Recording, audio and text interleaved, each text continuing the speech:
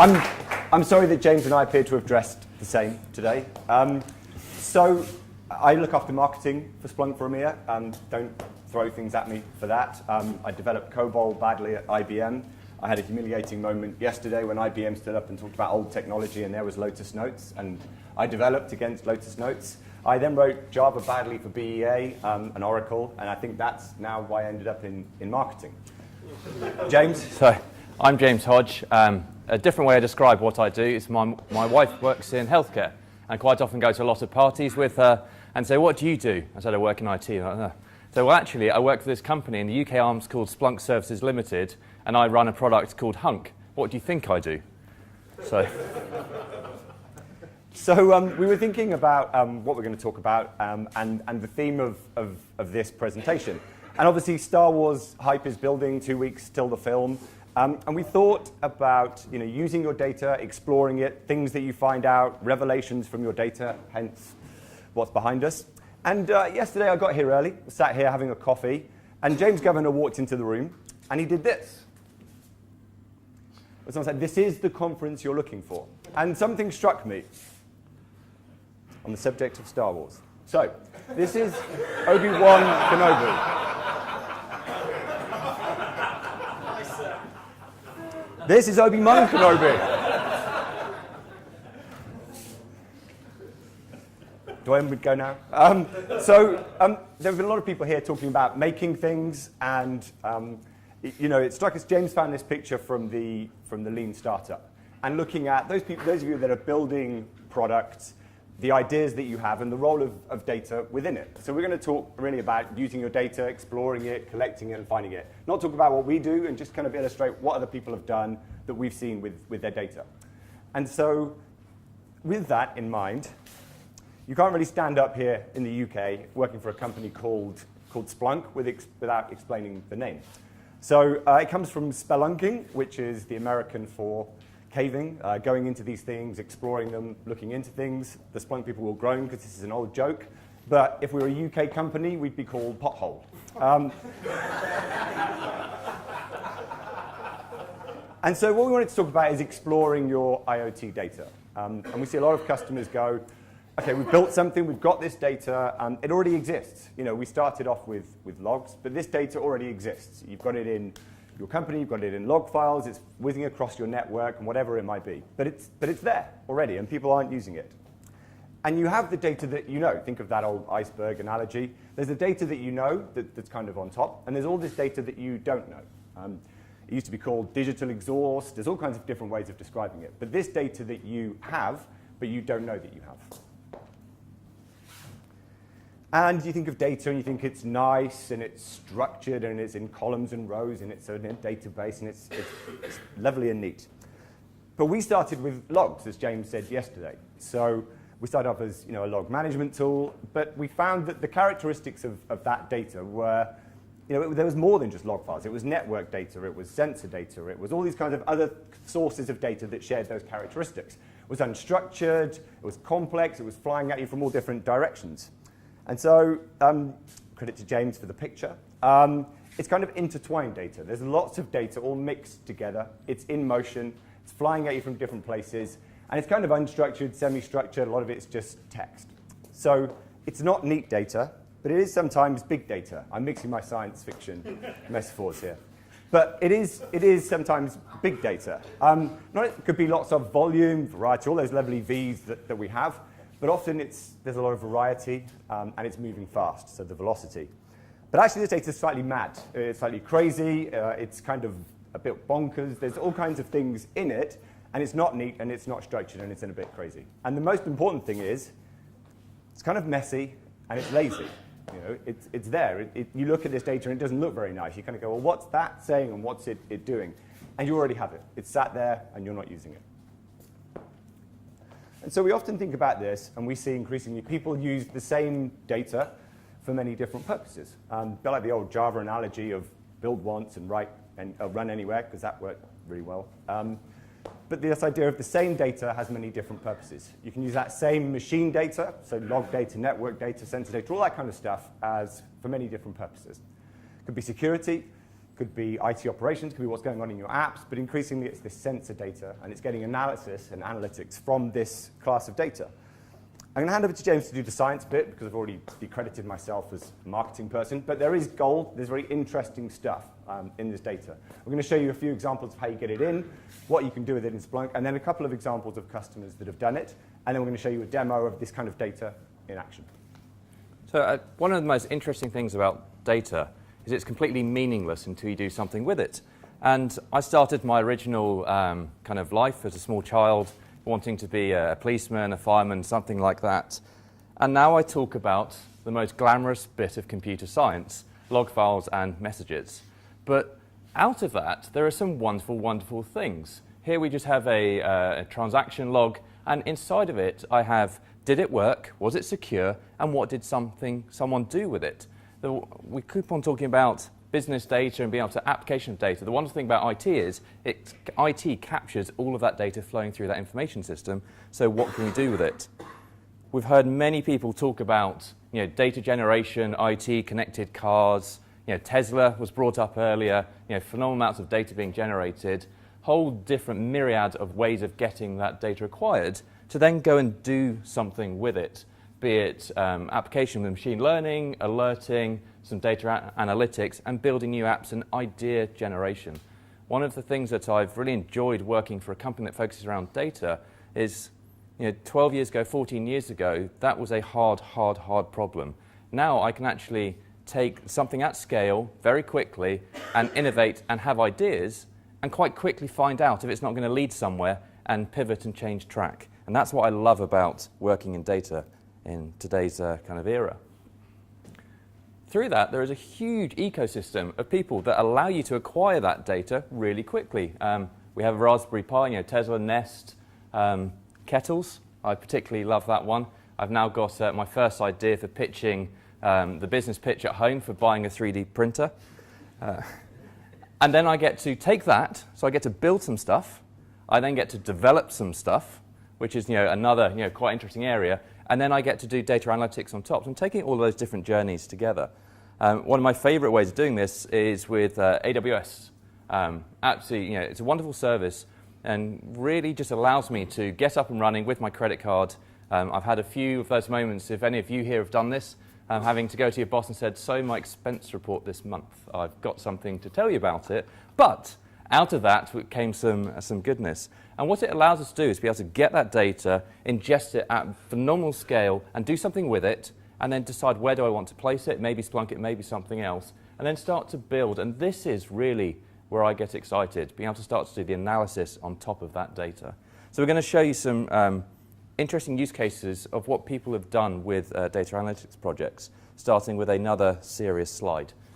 I didn't plan for it to be this many movie references. So it was planes, trains, and automobiles. And one of the advantages of going second is you can hear everybody else talk on the second day. So we've kind of added Coca-Cola. Let me make that very clear. Should have spotted that.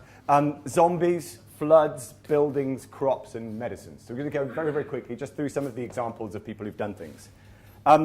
So Coke, interestingly, if you have a freestyle machine, if you've seen those, they mix the drinks for what you need. Every time you buy a drink, kind of about 4K goes into Splunk and people analyze it, which is great. It's interesting. They can predictably maintain the machines and all those things that you know of. But the most important thing is they found out about zombies. And so they found out that more people buy, I think it was cherry Coke before The Waking Dead on university campuses. I don't know how useful that is, but it's an interesting thing to know when they're looking at stocking and universities and zombies. Gatwick Airport, on a more serious thing, so they spoke recently about how they're collecting all of the data across the airport. So from everything from the roads, so the traffic on the motorways, through to your boarding card scan, through to not the X-ray metadata around this, but they put all of that data together to kind of do some predictive airfield analytics. It's very interesting things about the technology, but they do interesting points where they meet the human element of work. So they would say, there's been an accident on the M25 or the M23. Let's put everybody on a break for half an hour because we know there's going to be a huge rush of people through the airport. So then let's get everybody back when the rush of people come in. So they're collecting all of this data to kind of improve the experience at the airport, but actually can look at the way that they work with their people. And one of the dashboards that they show is how effective is each airline. So when a plane lands, how quick is each airline at getting people off the plane, through the airport, and the plane kind of reloaded with people, and off again. So what they do then is they look at that. They use this kind of dashboard around the airport and this piece of analytics, and they say, OK, so we've had a big delay. We've got 30 takeoff slots. So which airlines are going to get those slots first? Because we put the most efficient ones first. We've got more capacity to take all the planes off. So they're starting to change the behavior of the airport from this kind of machine data and this sensor data. And they start to get this predictive view of the airport as a whole, the terminal, the airfield, the surrounding kind of environment. And they look at what happened in the past, kind of what's happening right now, and they start to predict what's going to happen next based on what they know. So it's like, and if you go through Gatwick, the queues are pretty short, actually. It's quite interesting. So someone from IBM said yesterday, $1 billion. Everything has to be in billions. And this is for the point where people throw things at me for being in marketing. But we work with New York Airbrake. So they are the company that run all of the rolling stock effectively across the US. And so what they do is they monitor, they have this tool that they've built called Leader, and it monitors the trains, all the forces on the train, the drivers, the predictive maintenance, how the brake pads are, all those things you could get from a sensor, and they train their drivers better. And from that, little things like, they describe it as driving a 40,000-ton slinky. So if you've got more than half the train over the top of a hill, in theory, the physics will pull the rest of the train over so they can turn the gas down. And they find these things out from the data. So they think they've saved about $1 billion for their customers. But importantly as well, that's kind of 250 million acres, I think, of CO2 emissions by reducing those as well. It's a lot of trees, it's a lot of reduced CO2. There's an eco benefit to this as well. Deutschebahn, the trains, of planes, trains, and automobiles, they ran a hackathon. So they collected about 10, 15 gigabytes of data, and they got lots of different companies in and said, show us what you can tell us from this data. So they ran a hackathon. It was 24 hours. We kind of turned up with a copy of Splunk and a MacBook, and it was interesting what data they found out from this. And we've got a few examples. So this is the data that they gave us. If you can see it, okay. This is kind of what machine data looks like, and James will show you some more in the demo in a minute. But this is what they got from the data. This is the data that they gave us that we looked into. And they start to show these kinds of analytics. So I won't stand in the way, but this is the dashboard of kind of the top 10 incidents that they have. My German isn't brilliant, but that's what this slide is showing. And then they kind of go into a bit more detail. So they can see what kind of defects occur and how big the deviations are on the track. Then they can overlay that with what the track and the sleepers are made of. So is it wood or is it concrete? And then they can kind of look at that and say, well, did we know that this was going to be some kind of deviation or problem? So the unknown problems that they had. And then they kind of represented it like this. So the wider that Sankey bar, effectively, is the more likely you are to have delays on different train routes between different stations in Germany. And they kind of got this by exploring their data. It took them 24 hours. Some analytics, they overlaid weather and seismic activity, all kinds of interesting things from that data. Another example, thinking we have this idea of Splunk for good. So it's how our technology gets used to benefit all kinds of people. It's not necessarily all commercial. So this is an example of if there's flood warnings, if water level rises, this non-profit organization in the Far East said, well, okay, if we can monitor these flood level warning sensors, we can send people SMS, because they don't have an internet connection quite often. So send them a text to say, get somewhere safe, look after your family, your crops, or whatever it might be. Saving money in buildings. This is a collection of buildings across the US. Taking the sensors and saying, how often do we need to sample air conditioning? When do we need to open the windows? When can we do that instead of pumping in air conditioning? Badge swipes. All those kinds of things are sensor data that they can use to save money and energy across the buildings. Crops, another example, an interesting one of sampling the soil, that data being used to determine the mix of seeds, and then planting them, making the most of the crops that you plant and the seeds that you plant, again, driven by that sensor and machine data. And flying doctors, I won't do an Australian accent because it would be embarrassing for everyone, but the idea of these planes as they're flying around the outback, and most importantly, the medicines that are in them. So how do you make sure that the medicines stay cold enough so when you arrive after a 4-hour flight across the outback, that the medicines they're okay? So all of that comes from this sensor data. And what we're seeing, if you kind of bring this back to Industry 4.0, which is one of the things that James said, is one of the themes and one of the things to talk about, is what we make and how we manufacture is changing. That supply chain, the data that comes from, the machines that make cars, the data from the cars themselves, monitoring electric cars. Industry 4.0 is kind of changing that supply chain, and it's changing the way that we manufacture at scale. So what we wanted to do is show you an example from Volkswagen. So we did a piece of work with them at CeBIT last year. So what they did is they took a fleet of about 30 e-up cars at CeBIT and said, right, let's see what we can find out. Again, exploring the data took a couple of weeks from these 30 cars and the sensors. And they said, what can we find out? How can we see how those cars are driven? What information can we get from those vehicles as they drive around CeBIT? And James is going to show you how it works. Yes. And one of the things that just listening to some of these examples and people speaking earlier today was, for me, distributed computing back at university was a hard module. I sat there and I sweated and I got given the programming assignment and I failed and I tried again and eventually I got it working. Now I can just go to people like AWS or on-premise and scale out with phenomenal amounts of data. With IoT, we're starting to get that exactly same revolution. It's becoming easier and easier to get data off end devices that I never could have accessed before. So being ThingMonk, and the first time that I was presenting here, I thought a Raspberry Pi was obligatory. See no Raspberry Pi here. I also requisitioned my 20-month-old's train set, his little Brio set, and I thought, there's some really cool stuff we can do. So rather than talking about connected cars at scale, I can show it on micro scale. So I built a wonderful demonstration. I left it out after I finished.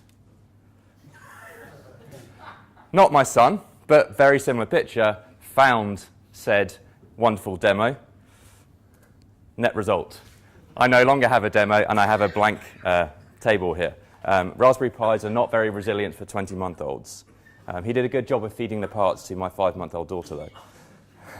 I was a popular man in our household. So a much more applicable use case. So I'm going to crouch down here and show connected cars. So at CeBIT, we put a sensor onto the car and started to take all the data around. And you can see all the different cars, the battery levels. One of the biggest problems for adoption at the moment is the worry about batteries. And let's just get this into, okay. So just pick one of these cars. Let's just show you some data first. Let's just fight with Chrome first so I can actually see the rest of my toolbar. They were all electric cars. Okay, so let's start with a search. Okay, so we have data, and all it puts out is some meaningless figures there, but what you can't really see is what we're doing is we're actually starting to extract them, and we now have things like left door open, front door open, battery consumption, speed, position, all of those types of metrics are being taken off the car. Working with a lot of car manufacturers that are taking for their test fleets over 500 data points per unit of time and taking them and delivering them back for analytics. Really interesting use cases. When you buy a car, it leaves a factory and eventually arrives at your house. What happens to that car on that journey? Someone has to drive that. And I imagine someone here bought a very nice, I don't know, VW, I can't think of a good, a sports car, a Ferrari, something like that. What happens to it on that journey? So the manufacturers are starting to take that data and say, did that car start doing drift turns on its way to that customer's house? And it's a very interesting process because you can now get at this data and start to do things with it. So we go back to our fleet dashboard. I can drill down on a particular car and start to see its journey around CeBIT. So I'm taking a practical application. I'm taking that data that was previously not that accessible, being able to load it into a platform and start to build. And so here we've used some D3 visualizations just to make it look a bit prettier. Raw data is not that glamorous. To be able to start to look at what's the car doing, what's the insights, so we can start to look and hypothesize and work out what our customers and how they're using the cars. Kind of my final 16 seconds is around the biggest problem they're looking at is how can I actually monetize that data? How can I make you adopt that car? So the idea is I can now take that data, I can take your usual journey to work, and think about this. If you were happy with this, would you buy an electric car if on Sunday you got sent an SMS by your car saying, it normally takes you 6% battery to get to work tomorrow, there are roadworks, it's going to be raining, you've only got 62% battery life, you're probably going to run out of juice there. So that merger of being able to get data off devices, connect it up, and be able to expose that and then put it to something useful is where we start to see the vision of IoT, data analytics, and distributed computing. And I think it was just to say, explore your data, go and have a look at it, see what you can find. Thank you very much for having us. We kind of been flirting about doing this for a couple of years. We've finally done it. But thank you, explore your data, and enjoy the Star Wars film. Thank you.